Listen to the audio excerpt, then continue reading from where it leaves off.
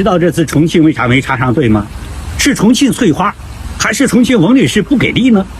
知道宇辉山东行之后，为啥直接第3次奔赴海南呢？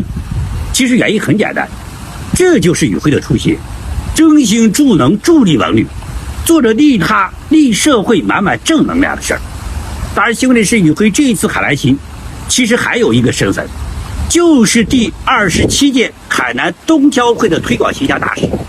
那他之所以能多次来海南，而且还捐助海南，其实就是因为那场台风，海南的农业是遭受了很大的冲击。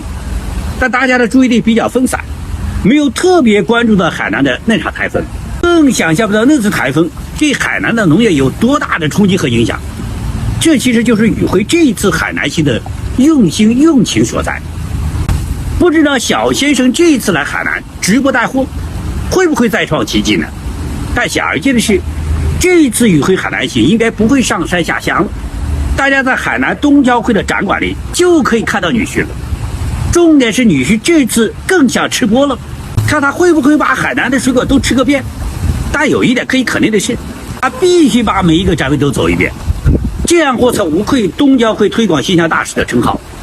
但我还是有点小担心，因为丈母娘粉丝在宇辉山东行的时候估计没少买东西，但如果再放开支持宇辉海南行的话，估计家里的冰箱是绝对放不下了。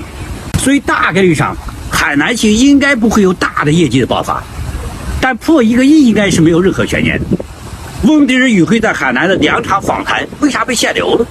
是嘉宾说错话了吗？但第2场嘉宾访谈有院士参加，貌似人气又回来了。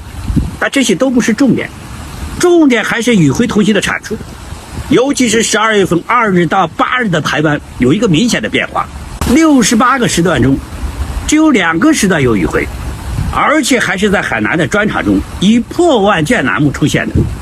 所以大概率上宇辉同行这一次要去头部化，宇辉只有在月山河或破万卷才会出现。爱生活的直播带货只能甩给小伙伴们，看看小小盼盼们能否挑起这个大梁呢？问题是这和当初甄选去宇辉化有什么区别呢？